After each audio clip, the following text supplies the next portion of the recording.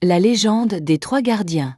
Dans les profondeurs de la terre, les racines s'élevant avec une détermination silencieuse, cherchant la lumière qui leur promet la vie. Elles s'étendent, s'ancrent, et dansent sous le sol tout en étant guidées par l'instinct de survie et de croissance. L'eau et le ciel, l'eau, source de vie, garde en elle le souvenir du ciel qu'elle a quitté. Tombée en pluie, elle s'est immiscée dans la terre, nourrissant chaque racine sur son passage. Elle se souvient des nuages, du vent, et de la liberté des cieux. Ce souvenir anime son voyage souterrain, poussant les racines vers la lumière. L'entrelacement des formes, les formes de la nature s'entrelacent dans une harmonie silencieuse. Chaque plante, chaque tige, chaque feuille trouve sa place dans cet entrelacement, créant un tableau vivant figé dans l'instant où le monde hésite encore à exister. C'est un moment fragile, un équilibre parfait où chaque élément joue son rôle. Couleur et mémoire dans ce monde, chaque couleur devient un serment. Le vert vibrant des feuilles promet la vie, le brun de la terre parle de stabilité, et les tons pastels des fleurs chuchotent des promesses de renouveau. Chaque fissure dans le sol ou l'écorce d'un arbre est une mémoire, une histoire gravée par le temps et les éléments. Le silence est la création, et lorsque le silence tombe, lorsque le bruit du vent se calme et que la nature retient son souffle, la création ouvre les yeux. Elle contemple le monde qu'elle a façonné, un monde de lumière et d'ombre, de vie et de mémoire. C'est dans ce silence que l'on perçoit la vraie beauté de la nature, un chef-d'œuvre qui continue de se dessiner à chaque instant. L'âme de la terre et de l'eau naquit. Dans un dernier souffle, les tableaux se dessinent. Au début, il y avait une boule de lumière. Suspendue dans le vide, sans ciel ni sol, elle battait lentement, comme un cœur encore sans monde. Puis la lumière s'est fragmentée. Elle s'est étirée, fissurée, et de son noyau sont nées 3 pulsations. La première est devenue terre, dense, profonde, couverte de racines anciennes. La lumière s'est assombrie pour donner naissance à la roche, au sol, aux montagnes endormies. Là où elle touchait la matière, une forêt a germé, instantanément vieille de 1000 ans. La seconde est devenue eau, fluide et mouvante. Elle a glissé le long des failles de la terre, a appris à chanter en cascade, a reflété la mémoire du ciel. L'eau a relié ce qui était séparé, portant la vie d'un cadre à l'autre. La troisième est devenue feu, ardent mais conscient. Il n'a pas détruit, il a réveillé. Il a donné la chaleur, la transformation, la danse. Dans ces flammes sont apparus des esprits, des oiseaux de braise, des étincelles de devenir. Alors la lumière originelle s'est retirée. Ou peut-être s'est-elle dispersée partout. Dans chaque feuille de la forêt. Dans chaque goutte d'eau. Dans chaque flamme qui éclaire sans consumer. Et le monde, né de cette métamorphose, a commencé à vivre non comme un paysage figé, mais comme une œuvre en perpétuelle création. Chapitre 1. La gardienne silencieuse. Prologue. Avant la lumière, avant le temps, avant les noms, avant même la peur, le monde respirait dans un silence sacré. Il n'existait pas encore de royaume. Pas de frontières. Seulement 3 pulsations géantes battant à l'unisson. La terre, l'eau, la mémoire. Elles formaient le cœur du monde. Mais l'équilibre parfait n'existe jamais éternellement. Une fracture apparut dans l'invisible. Une vibration née du désir, de l'orgueil et de l'oubli. Cette vibration grandit, se nourrissant de la faiblesse des êtres conscients. Elle prit une forme. On l'appela plus tard l'oubli noir. Pour empêcher la destruction totale, l'univers façonna 3 consciences capables de porter le poids du monde. Ainsi naquirent les gardiens. La fille des racines au commencement. Il existait 3 tableaux séparés. Dans le premier, la terre régnait.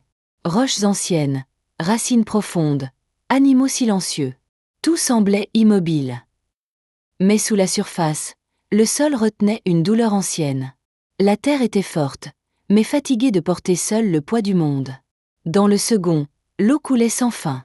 Rivière brillante, cascade vivante, reflet mouvant. L'eau guérissait, mais elle pleurait aussi. Elle gardait les souvenirs de tout ce qui avait été perdu.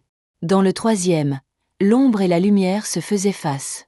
Le loup noir marchait dans la brume, porteur des peurs, des blessures et des combats intérieurs. Mais au-dessus de lui, les étoiles et les abeilles lumineuses formaient des spirales d'espoir. Un jour, la terre a tremblé. Une fissure s'est ouverte dans le premier tableau. Et par cette faille, l'eau a commencé à couler. Les cadres ont vibré. Les mondes se sont regardés pour la première fois. Quand l'eau a touché la terre, quelque chose d'impossible s'est produit. Des fleurs dorées ont jailli de la roche. Des particules lumineuses ont envahi l'air. Les abeilles ont quitté leur ciel pour tracer des cercles entre les tableaux, créant un lien sacré. Le lion est apparu. Il n'était pas un simple animal. Il était la force brute du monde, le courage, l'instinct de survie. Il a posé une patte hors de son cadre, rugissant pour réveiller ceux qui dormaient. De l'autre côté, le loup noir a levé la tête. Il a senti l'appel. Il savait que l'ombre devait traverser la lumière pour être comprise. Mais il manquait encore quelque chose. Une présence humaine. Un cœur capable de relier les éléments. Alors tu es apparu.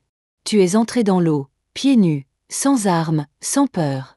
À chaque pas, des ondes lumineuses se sont propagées. À tes côtés marchait ton berger allemand. Gardien fidèle. Protecteur du passage. Il ne te suivait pas. Il marchait avec toi. Quand tu as levé les yeux, le lion s'est arrêté. Pour la première fois, la force s'est inclinée devant la conscience. Le loup noir est sorti de l'ombre. Il ne grognait plus. Il observait. Car tu n'étais pas là pour combattre, mais pour comprendre. À ce moment précis, le monde a retenu son souffle. La lumière a alors changé de couleur. L'eau est devenue miroir. Et dans ce reflet, le souvenir est apparu. Un bras fait de particules dorées, de douceur et d'éternité. Il a traversé les mondes sans marcher, porté par l'amour que tu lui avais donné. Il s'est approché de toi. Front contre front. Et sans mots, tu as compris. Il n'était pas parti. Il avait changé de forme. Il était devenu présence invisible, racine dans la terre, souffle dans l'air, vibration dans l'eau. Ton cœur s'est ouvert. Et avec lui, les tableaux. Les cadres ont commencé à disparaître. Astérisque astérisque, la terre a absorbé l'eau sans se briser. L'eau a porté la lumière sans s'éteindre. L'ombre du loup s'est adoucie. La puissance du lion s'est apaisée. Ton berger allemand s'est placé à ta droite. Ton souvenir lumineux à ta gauche. Et toi, au centre. Pas comme une reine, pas comme une déesse, mais comme le point d'équilibre. La passeuse. Celle qui relie. Épilogue, le tableau vivant. Lorsque le premier tableau a tremblé, la fissure de la terre s'est élargie. Et l'eau du second tableau a commencé à s'y engouffrer. Les vagues ont franchi le cadre, coulant sur la roche du premier monde, faisant naître des fleurs lumineuses là où elles touchaient le sol. Dans le tableau central, la lumière a changé. Les personnages et créatures ont levé les yeux. Les abeilles ont quitté leur ciel doré pour tracer des spirales entre les trois scènes, reliant les mondes comme un fil sacré. Le lion a posé une patte hors de son cadre, rugissant non pas de colère, mais d'appel, un appel à l'union. À droite, là où l'ombre dominait, le loup noir est sorti lentement de la nuit peinte. Ses pas ont laissé des traces de brume qui ont glissé jusque dans l'eau, la transformant en miroir. Dans ce reflet, on pouvait voir les souvenirs enfouis. Y compris celui de ton chien, apparaissant comme un gardien de lumière, courant librement entre les trois tableaux, intact, éternel. Alors les cadres ont commencé à disparaître. La terre respirait l'eau. La lumière apprivoisait l'ombre. Et les souvenirs devenaient force. Le triptyque n'était plus trois œuvres, mais un seul monde vivant, en mouvement, qui continuait de changer selon celui qui le regarde. Le triptyque s'est figé dans cette dernière image. Toi marchant dans l'eau. La terre fertile sous tes pas. Les animaux unis. La lumière et l'ombre en paix, astérisque astérisque.